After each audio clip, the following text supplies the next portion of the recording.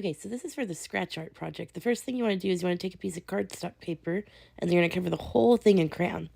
Make sure there's no white spaces or anything. Afterwards, you're going to get black acrylic paint or something similar, and you're just going to spread it and tap it on there so you cover the whole thing in a thin layer of paint. Afterwards, you're going to get some sort of picture. I like to work from photographs.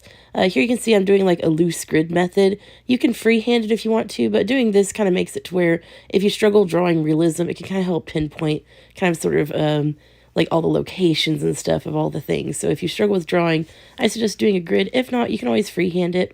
But here you can see I'm just doing a very simple sketch. I'm not worried about all the details. If I do see a change in fur direction or texture direction, I do want to map that out. But notice I am not drawing every single individual fur line because that's going to make it a lot harder later on, because like you're going to have to do that anyway when you scratch. So don't worry about it.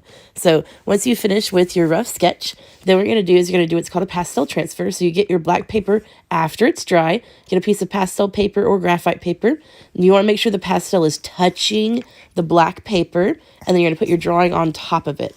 Afterwards, you're just going to trace it. I like to trace it using a different color pen or color pencil or something so that I can easily tell where I've already traced. And then that's going to press and push the pastel down onto the black paper. You can you can just get the extra off with water if you accidentally made a mistake. Just put a little bit of water and it'll rub right off. All right, so to start the scratching process, all you're going to do is you're going to look for the highlights on your piece. So looking very carefully at your photograph, you're just going to start scratching. So here I'm using a stippling technique. Sorry, my dog's huffing in the background. Anyway, so you're going to use the stippling technique. So notice that I'm looking for the areas that are brighter, and in those brighter areas, I'm putting the dots closer together. All right, now here I'm using a small hatch line, and I'm just doing really, really tiny lines that are really, really close together, and then trying to make them look brighter in the areas that are brighter on the photograph. Now, notice the direction that I'm drawing those little lines. That coincides or goes along with the direction of the fur in the actual photograph. So really pay attention to that. Now, notice here on the eyes, I'm not doing like just an eye, right? Like it's just the highlights. You're not drawing this, you're only texturizing this. So it's not a drawing that you're doing right now. You're just scratching away textures and highlights. So do not outline it or anything like that. All right, now notice the difference right here in this fur that I'm scratching here compared to the area around the eye. His fur is darker here, so notice that I'm spacing out all of my lines so that they are not touching, or they're much further apart than they were before.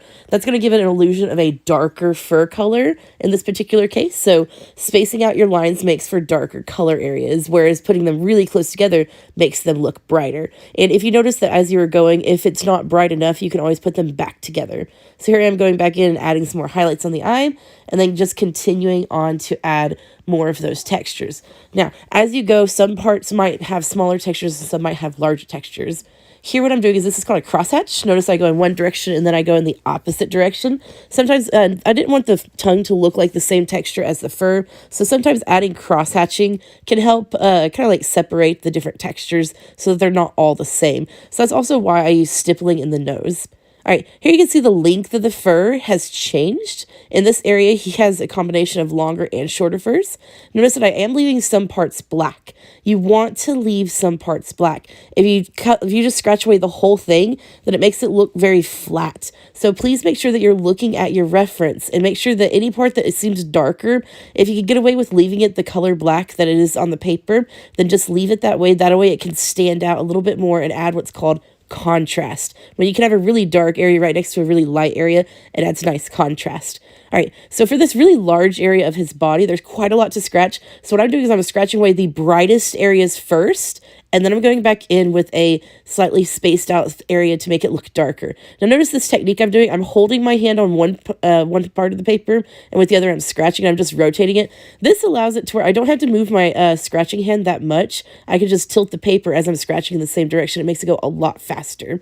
All right, so here I am just adding up some final details. I'm just looking around to see if there's any other textures that I need to add to make it pop more, and then I'm pretty much done. So for the background, you can leave it black if you want to. This original picture, I was carrying my dog in a bag. He likes it, okay? Anyway, so he was in my bag, so that's why I was scratching away the bag. Anyway, whenever you are done, if you still have some pastel that hasn't rubbed off, you can always get a little bit of water and then just very gently tap it to remove it, and that makes your piece completed. All right, if you need any help, just let me know. I hope you guys enjoy. Thank you.